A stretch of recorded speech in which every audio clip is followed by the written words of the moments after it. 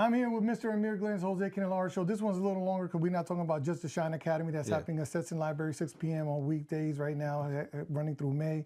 More information at wealthbeacon.org. Yes, wealthbeacon.org. That's where you go sign up at. Yep. All right, that's where you go sign up, find out information, get all that. I want to we have these conversations about AI. Yes. AI. You talk about having an AI robot. You're already having a discussion in your house about having an AI robot. Absolutely. And then, like, everybody in the house is completely against me, but I'm telling them, like, listen, we were saying the same thing about AI in general. Oh, I'll never use AI. And now everybody in the house is using AI daily to go ahead and get simple tasks done. And like I said, once that moment happens where these robots will come in and they'll fold clothes and they'll walk the dog and they'll order things in the refrigerator that need to be ordered, we're all going to go ahead and say, all right, let's just pay the $10,000 and put it on a plan and have it for the next 5 years and then upgrade in 5 years. I can see it happening. Like right now, like I said, if I go ahead and I want a maid to come clean up the house, like 30 grand. Mm-hmm. But for 10 grand, and then like I said, if you do 10 grand with even like a 10% interest rate, we're talking about $250, $200 that you'll have to pay monthly for somebody to come and clean up and do all the things you don't want to do. It's a no-brainer. Everybody's gonna have a robot. Everyone. I mean, I've looked at it. I mean, I keep up with some of the technology.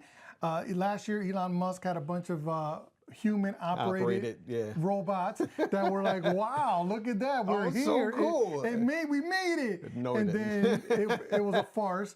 This year at CES, is that what it's called? Okay, CES. The robots took a step back. And you can just tell that the dexterity wasn't there. They couldn't fold clothes. They couldn't answer questions. The AI. Yeah. So do you see this happening anytime soon? Yeah. So, we know that OpenAI currently is working on either a wearable or something that is going to be close to us, like maybe a pen or something along those lines. So when OpenAI does it, that Google is absolutely working on something right now. Apple is currently working on kind of the home system. So eventually we'll see certain things like in that home system. They're rumored to have kind of an assistant type of robot that they're going to be launching maybe this year, maybe next year. So we'll see something soon, especially as, if you have your chat bot right now, either with ChatGPT or Claude or Gemini, you see how it kind of talks to you. It kind of knows who you are.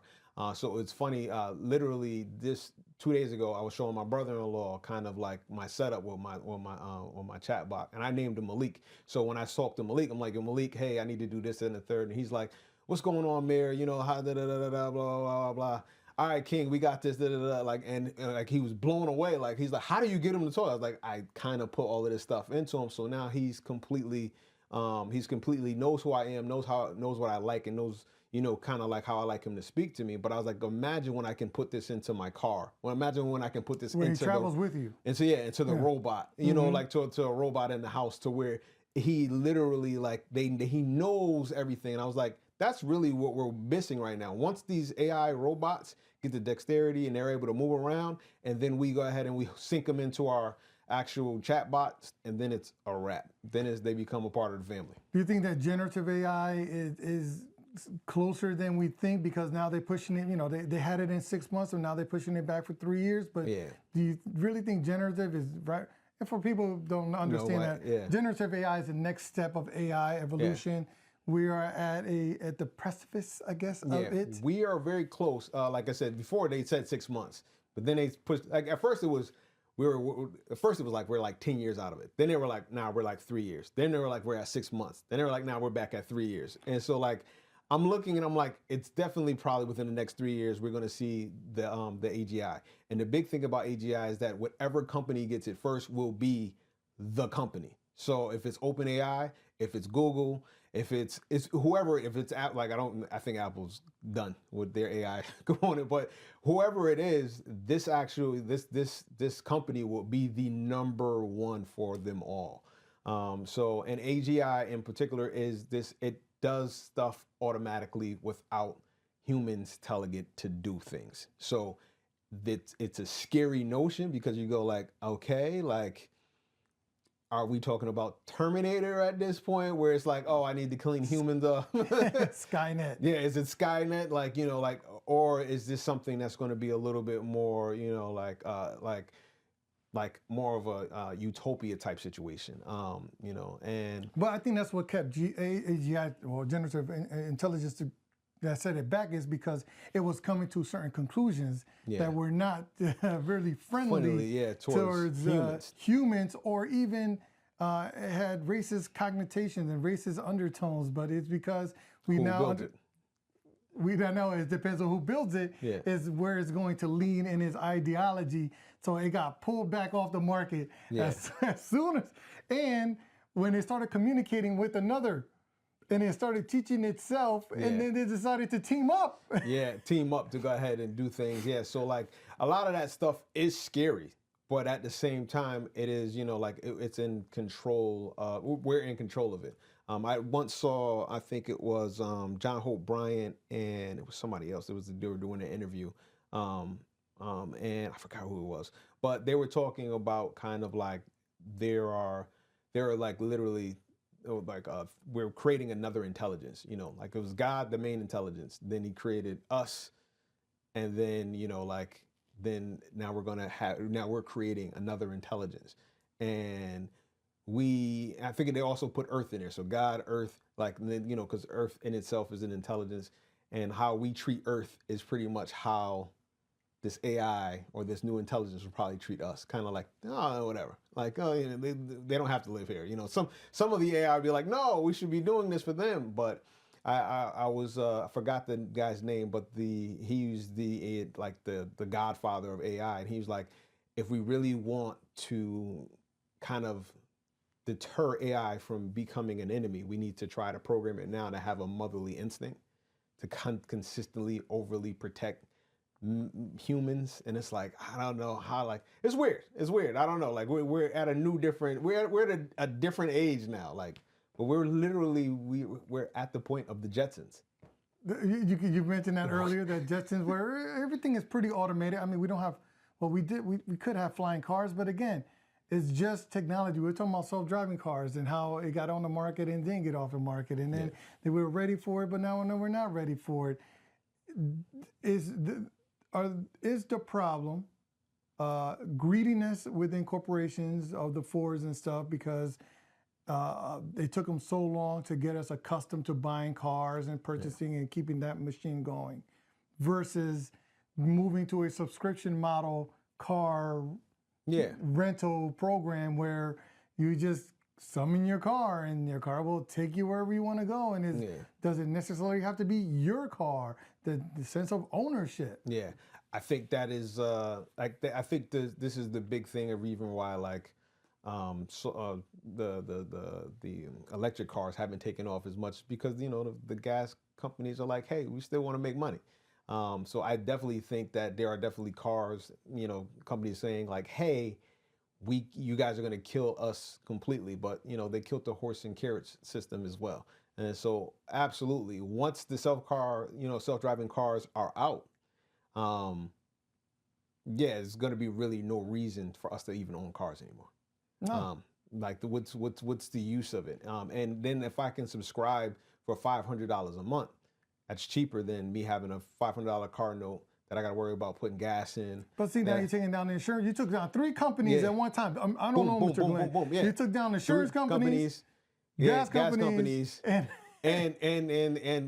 car companies. Yeah, the bottom line. Yeah, so like, and I think that's but like, what else is going to happen, and you know, what other businesses will then be birthed? Because when the horse and carriage system was actually eliminated, then the gas companies were invented, then the car companies were invented. There's something. Then the tire company came along, the mechanics, and then auto body shop. Exactly. So something else is going to come along, but, you know, it's just a matter of like what. And when you have a lot of money, you usually have a lot of power, and all of these companies still have a lot of money, and they yield a lot of power, and, you know, they can sway, you know, legislations this way and that way. So yeah, this stuff will get pushed off, but eventually there's going to be really no reason. Because like I said, the moment that Uber says $600 a month and somebody's coming to pick you, unlimited, somebody's going to pick you up. I might be one of the first people to be like, I'm checking out.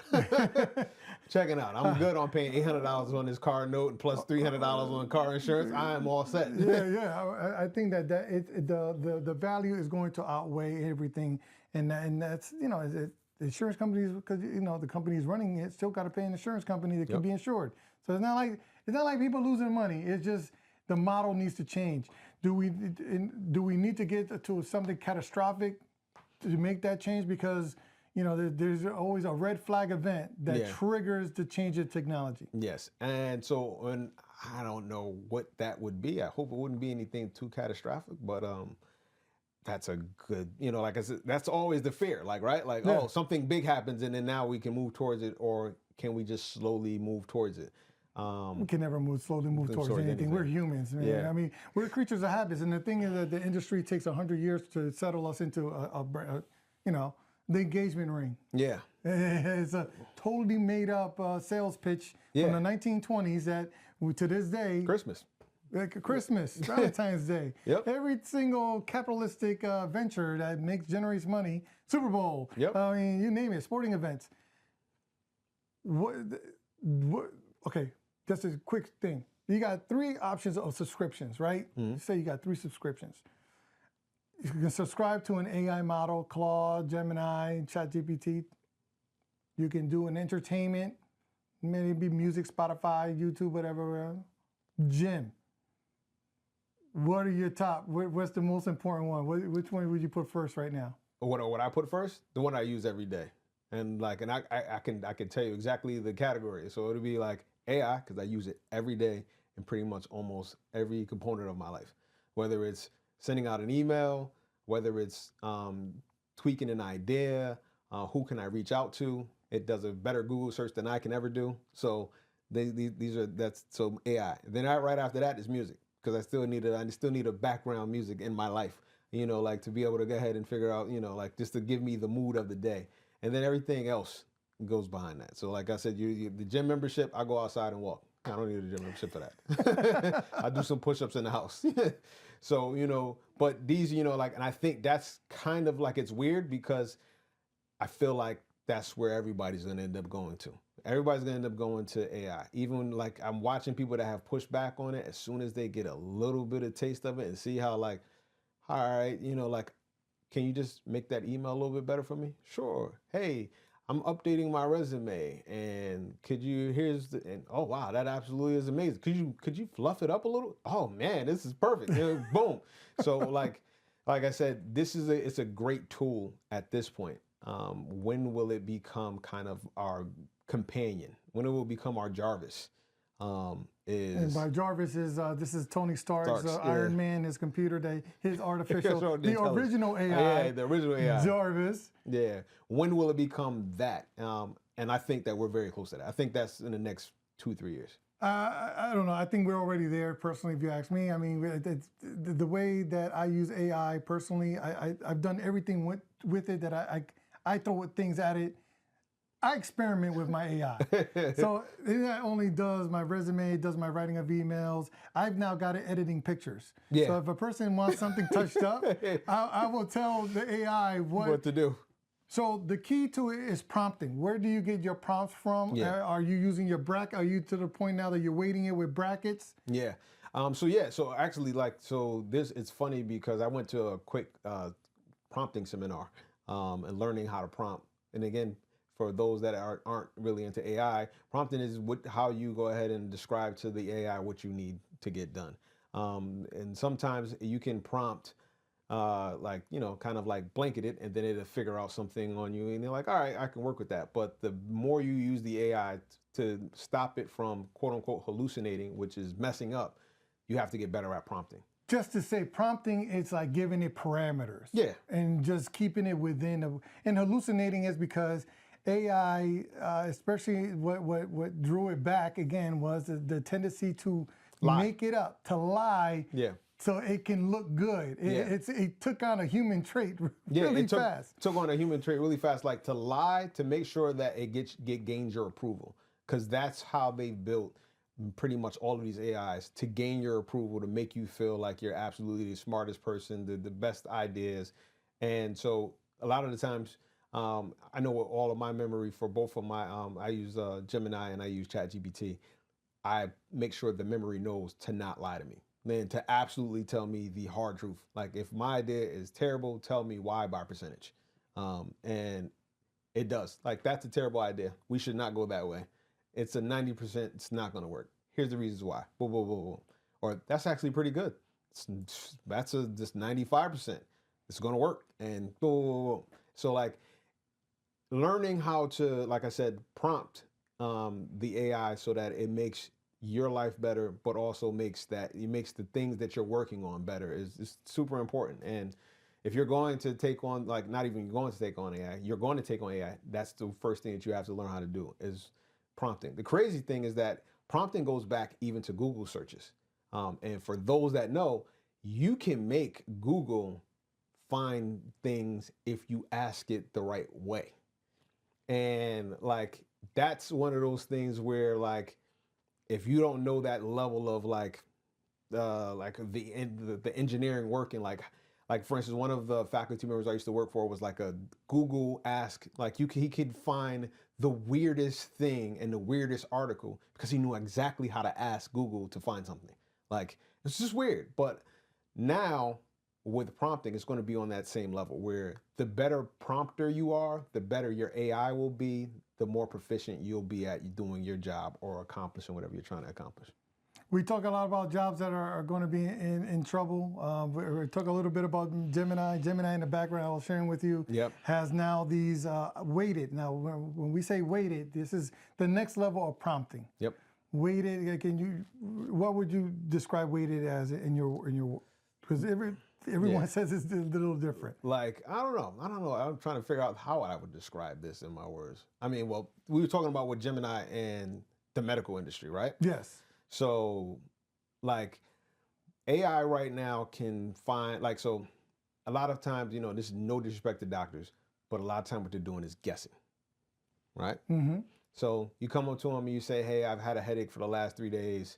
Like my big toe is swollen and, the back of my neck itches. And then they have to try to remember. And also with some of their tools, go in and type in and says like, oh, it could be this. What Gemini and ChatGPT Health is doing is they're taking all that information and they're going ahead and saying, oh, you probably have this. This is a 95% chance that you have this. And depending on if you're African American, you're over 35, this is the medication that if you're Hispanic, this medication will actually work. So what they're talking about in the future, as we continue to wear wearables like watches and different other things that we're going to be coming out in the future, they'll be able to tell you whether or not you're having a heart attack 3 months before you have it. They'll be able to tell you if you have cancer, like as soon as it starts to go ahead and develop in your body. They'll tell you whether or not you need to get up and go walk and do a little bit more exercising. So it's going to literally be able to kind of like make sure that you're healthy, which will prevent for a lot of different things. So by AI doing this, will it eliminate the need for doctors? Some people say pathologists and radiologists are pretty much a wrap in the next couple of years because you'll literally have an AI read the results and say this person has cancer, this person does not have cancer. Yeah, I was sharing that Gemini in the background have already started, Google in the background already started weighing or weighted programs or programs that are basically already fed information. Yeah. So right now, when you get an AI, you have to train your AI to be accustomed to you and giving it parameters. But weighted AIs already have parameters built in and are fed an exorbitant amount of information. So they're like, these things are fed medical journals. These things are fed like everything.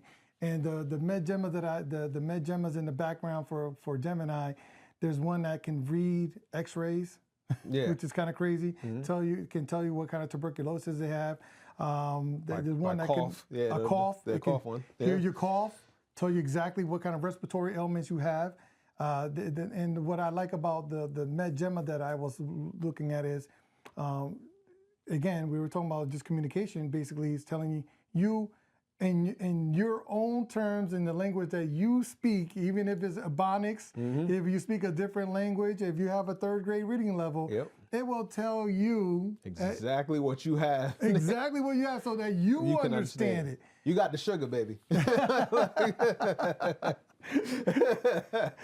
That's funny, but basically, yeah. But it hits home a little bit harder when it is, you know what I'm saying, into something that you understand. You know, like, you know, so I always joke about the chancleta, you know, when mom breaks out the chancleta, you already know that you got a duck. You got a duck.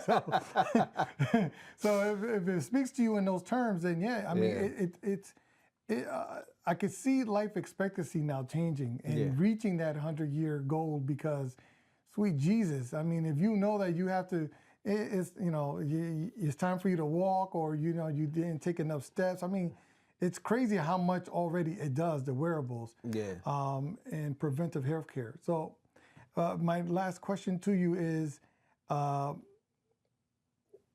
do you get over being too cheap? I bought an arm for my little computer here, and I hate it. I hate it only because I already know I bought an arm that was cheap. It was cheap. I bought and I tried to buy. I didn't try to buy the $12 one. I bought the $17.99 one, but I should have gotten the $30 one. Yeah, that's something that I deal with on a daily basis because and it's relative. So I'll give you a really a fun one. So I had to recently buy myself another monitor.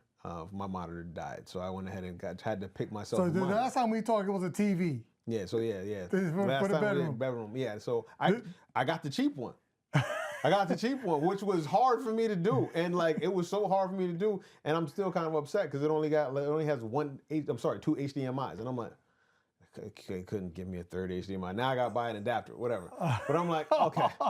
So I got the cheap one because, again, we don't really watch TV in our bedroom like that anyway. That was a discussion. But I had to buy myself a monitor. And it's the same thing of going ahead and being like, you know, well, this monitor is $1,000. And it gives me everything that I want. It comes, but then I have to then I weigh it. So younger me would be like, $1,000, easy, take it.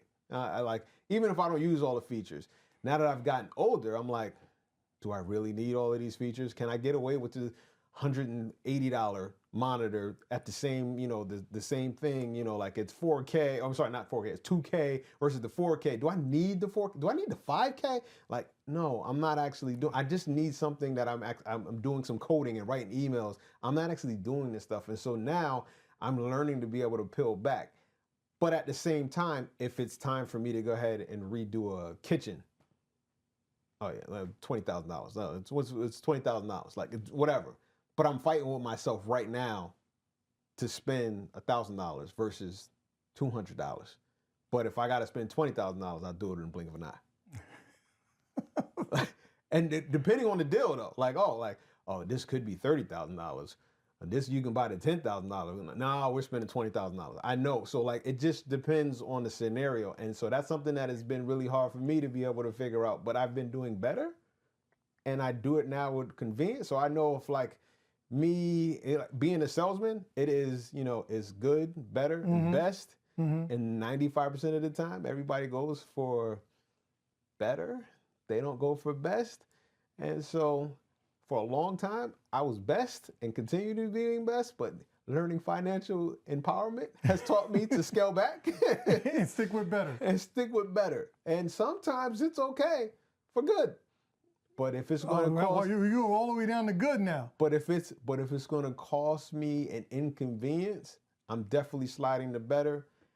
And if I really want it, or if I really know I'm going to use it, I don't mind spending the best. See, I'm trying to level up from cheap to good. Yeah. I'm the opposite. I got a poor man's mentality. I'm trying to go from cheap to good to to better. But you're trying to get from better. I'm trying to get I'm trying to go from best to better, good. So you're trying to get down to good. Yeah, I'm trying to get down to good because again, when you're spending a lot of money on a lot of this stuff, sometimes you don't even use the features. Like, you don't even use, like, getting a new iPhone a lot of the times is hard. We were having this discussion earlier. Yeah. Like I am a guy with that jumps a phone depending on the camera. Yeah. I want to see camera technology jump. I want to see megapixels, and I want to see HDR. I want to see those things look good. Yeah, I mean, like with me, it's kind of very similar. But I know for a fact, even if they have a new feature come out the following year that I like, I'm not pulling the trigger until actually that second year. I hold on to my phones for at least 2 years. And so, again, like, if that feature is going to be in the next one. So I'm going to wait. It's probably even better. Yeah, and much better. iPhones are a perfect example. There are so many features on these phones that we don't use, that we don't even know exist. Like when I was showing my wife recently about, like, she was trying to scan she was taking a picture of something to go ahead and like copy it. She figured out, I can take a picture and then I copy the text. I was like, no, you just go ahead and you can press in the field and say autofill, and then the camera pops up and you can do it, and then autofills that way. She's like, I didn't know that. I'm like, yeah, that feature's been there for like the last 7 years. She was like, what? Like, again, there's so many different features we don't even use.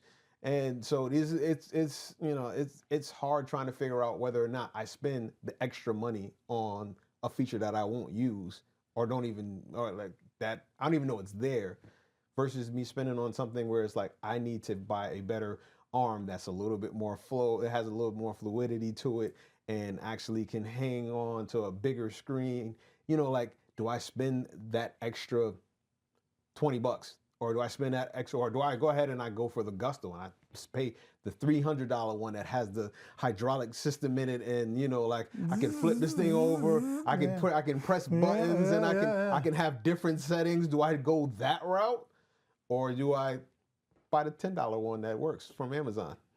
Like, it just depends on how much you're going to use it. That's how, like, literally, that's how I weigh everything now.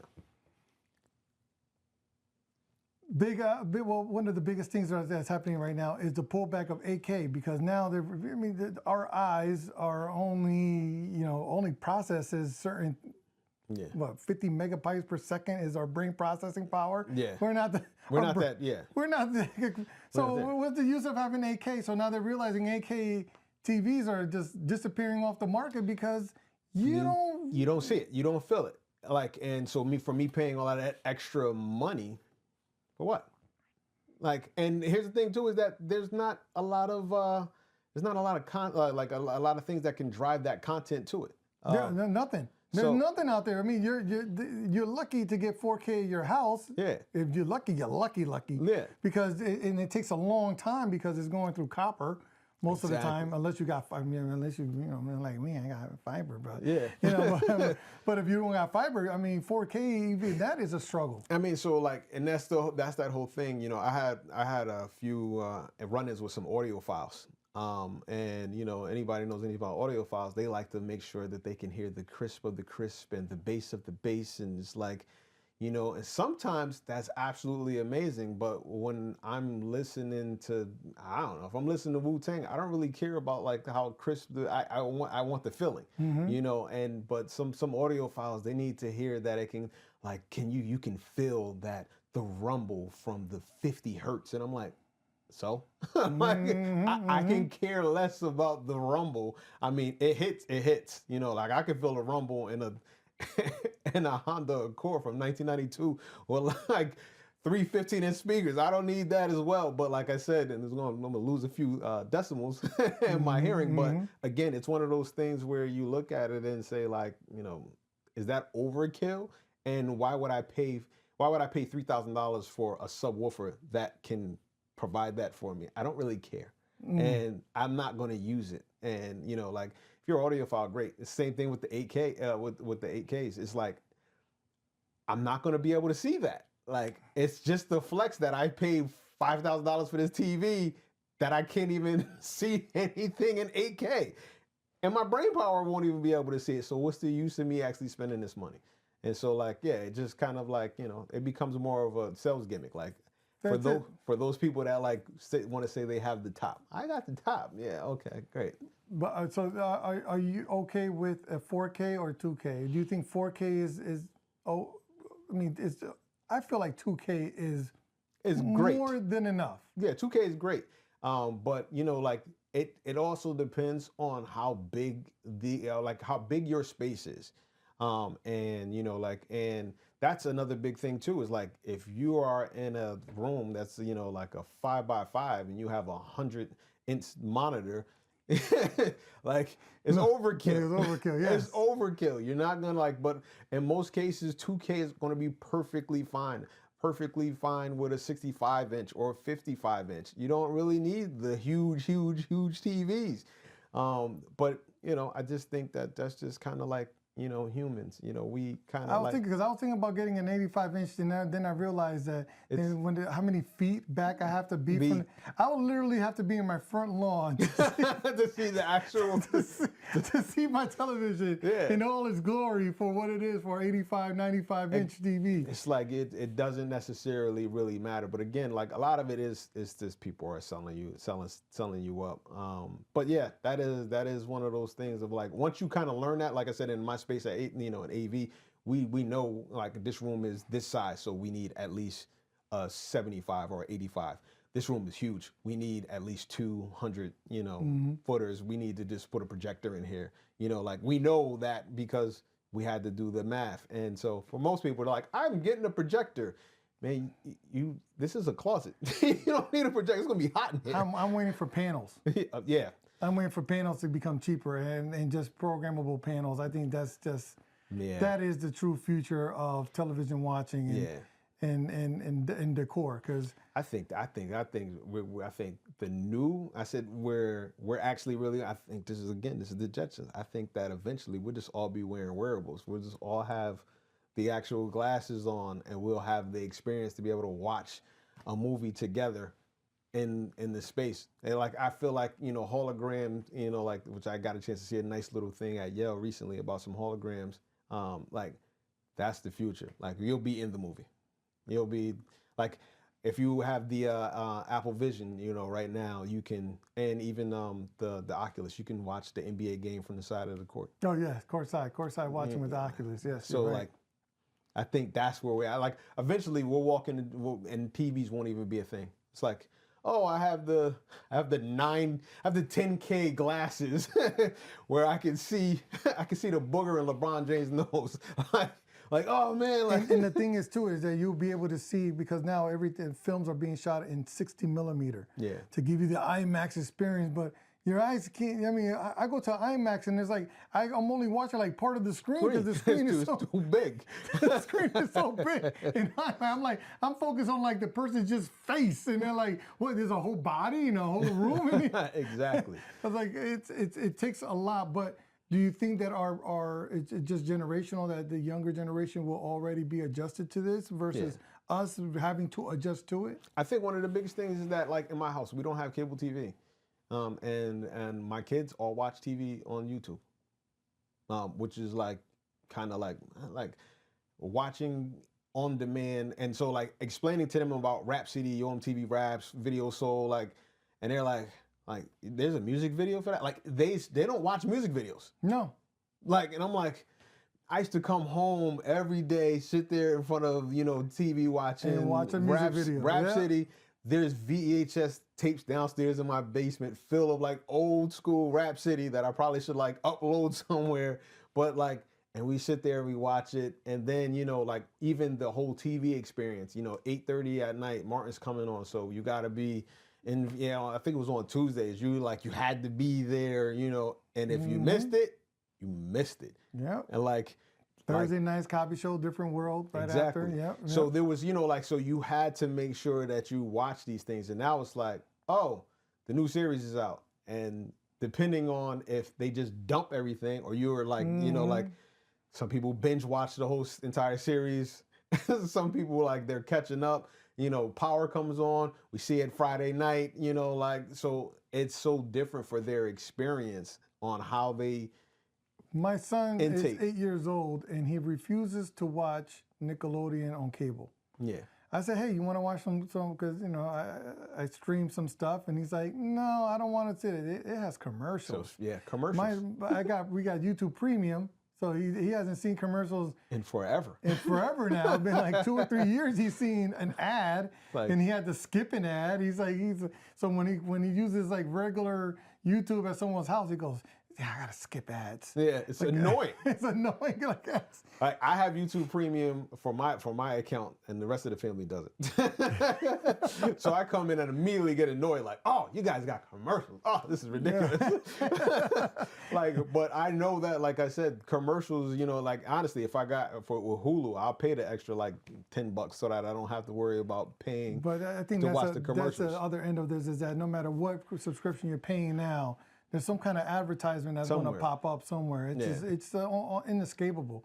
I don't think that any subscription is worth anything anymore when it comes to that nature, because they're just trying to force it down your gullet. I think that's why we're seeing so much ad revenue, ads being pushed on social media, because they realize that a certain demographic doesn't watch TV anymore the way that they. But everybody's either on Facebook, Twitter, Instagram, TikTok. Or it depends on and it depends on your demographic going after. Yep. I mean, we can talk a little bit about that. I mean, I've noticed in recent, like in my YouTube demographic is 55 and older. Yeah. All my watch hours, I don't know how to feel about it, but all my audience is 55 and older on YouTube. Yeah. On Facebook, majority are 35 to 65. It's weird. It's like now it's that middle age group. My age group, really, because I'm 47, so I'm in the middle of that age group. I'm okay with that. Yeah. TikTok, it's embarrassing. I feel like I'm someone's dad, because now my average age group is like 18 to 25 on TikTok, and I'm like, it's just so weird how different apps. And so like I think it was so weird to me just recently. I found out, like, you know, that my the teenagers and you know, like the 20-year-olds, they don't exchange phone numbers anymore. No. It's what's your Instagram? Yeah. And then you do the Instagram, they follow, there's a chat that discuss up until and you rev up to phone numbers. And I'm like, man, like that's like, I used to carry a pen and a little pad just so that we could go grab phone numbers. Like that was the thing. It's like, that's completely communication gone. has changed. Yeah, and so like, you know, where you see like a lot of the youth are on Instagram and they're on TikTok and Snapchat. And so like, and then they like, when you find out if you're on Facebook, you're old. Which I was like, huh? Like, when did Facebook become old? But like, and let me tell you, and if you're a professional, you're on LinkedIn. Yeah. If you're a professional, you're on LinkedIn. And LinkedIn is popping. And LinkedIn is popping right now. I didn't know. I opened my LinkedIn and I was like following people. I was like, people who I've never seen on Facebook in my life are up here posting. LinkedIn posting, sharing. And I'm like, what's going on? Facebook really is in a dinosaur phase. It feels like MySpace. Remember the end of MySpace? That's exactly kind of what it feels like. It feels like that, and then eventually, you know, knowing Facebook, they're gonna just buy LinkedIn, or they're gonna buy something else. Just I mean, they own Instagram, so they're like, and WhatsApp. Yeah, so they own that. So they're like, oh, we'll see if we can, we'll buy this. WhatsApp is its own community. Yes, it is. Like, and you find out that it's like, oh, like, you know, a lot of foreigners live on WhatsApp. Yeah. And I'm like, if you want to tap into like the foreign market, even here, stateside. Yeah, you want to tap in. It's WhatsApp. Yeah, it's WhatsApp. You're talking about, don't tell ICE agents, but it's what. Everyone else they're going to be scared of WhatsApp. It's on WhatsApp. We're sorry for snitching on you. But everyone's on WhatsApp. Everybody's on WhatsApp. It's weird how things are breaking down. And I look down at it. I am a social media snob. Yeah. I look down at people who get their content information off of Facebook. Yeah, that's annoying. It's because it's. Am I okay, or is that no? So I was explaining this to my 15-year-old.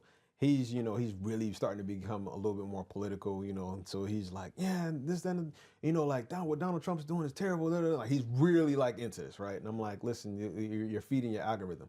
And I was like, so you're in an echo chamber. So everything that, you know, like everything that you want to hear is going to be there. I was like, you know, like, so you have to be careful about what you keep, what you scroll and you stay on for, what is it, more than 5 or 10 seconds, automatically like they're going to go ahead and try to keep feeding you that, because that's what they want you to do, to stay on this application. Oh my God, like my cat videos on Reddit. Exactly.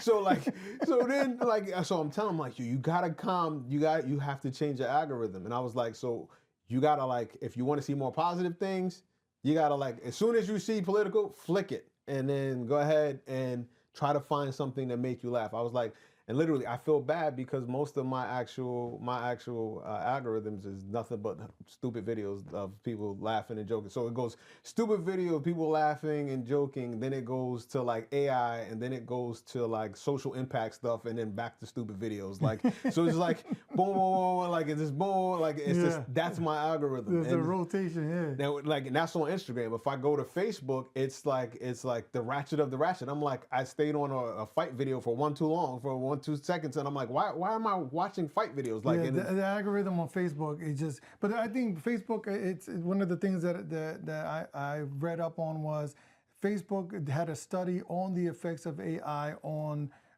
collective or people's consciousness, and they found that it was a detriment. They stopped the study because they found out that social media, especially Facebook, was causing depression and psychological issues. Yeah. I mean, what does that say? What does that say about technology or social media as a whole? Yeah, well, I think so. I always say social media is the devil, like literally, because again, it does. Like, this is where everybody gets to show, the absolute best of themselves, and you don't really get a chance to actually see like the hard parts. When people look at, for instance, somebody recently came up to me and my wife, were like, "You guys are like couple goals." We're like, "Yeah, thank you," but we go through things too. We have to work things out in our own space, yeah, we're good at this portion right now of our actual relationship, but there's been parts that's been hard. And so that's not being posted on social media when we're arguing about, like, you ate the last hot dog. Like that's not being posted on social media. But again, there are different things. And it's the same thing where, like, oh, this person, like, all they do is post about them going on vacations and so on and so forth. And like, but they're just recycling photos from like vacation. They went to one vacation and then they recycle a photo from that vacation all year round. And so, like, you're thinking they're on vacation all year round, and they went on one vacation 3 years ago. It's one of the most annoying things right now is that I see people, especially on Facebook, and the use of AI. Now that it's God. The misuse of AI, right? Oh yeah. I'm not even talking about the caricatures. I'm just talking about characters annoy the snot out of me, boy. I don't know. I don't appreciate them at all. But what I don't like is placing yourself in in creating vacation photos and putting yourself in scenarios. I mean, I saw a friend of mine step off a jet. Talking about and I'm looking at it going, this is AI. You don't own a jet, my friend. You didn't fly there on that jet. Yeah. But to me, that's the most. Is it because of people's IQs that they're gullible and they're susceptible to this technology or these images, or who's guilty? Now, to me, it's who's guilty: the guy who created it or the guy who fell for it. Yeah. I mean, what I and this is the thing is that because we're in the AI space, we can pick up AI real quick, like, that's AI. And so sometimes, like, I'll get it. My mother will send me a video, and I'm like, "Ma, that's AI. Like, that's not even funny. It's AI." And she's like, "Oh, it's AI. How can you tell?" And I'm like, "Well, that person's hand moved really awkward and weird. That's not how that." The 6 finger. Yeah. Well, once you see the 6 finger. That's not how that works. Like, her hand melted into her sleeve. Like, oh, like, But yeah, like, and then like, Facebook in general has become a place where, like I said, I'll go there and I'm like, oh, there's a fight video. Oh man, On the Scene Media just posted something about somebody getting robbed, and it's like, dag, like, and then it's like another something like Facebook for me has become negative. And then so when I'm on, like, literally, I've deleted the app off my phone, and I only go up there to try to like promote positive stuff, things that we're doing in the community. But I don't like going up there. I just don't. Like, simply because, like, the algorithm won't change for me. It won't change. I don't consume anything on Facebook. Yeah. I post on Facebook and share on Facebook because unfortunately, the majority of my demographic is on there, but I don't consume. I don't spend much time. I think I spend most of my time on Reddit. Yeah.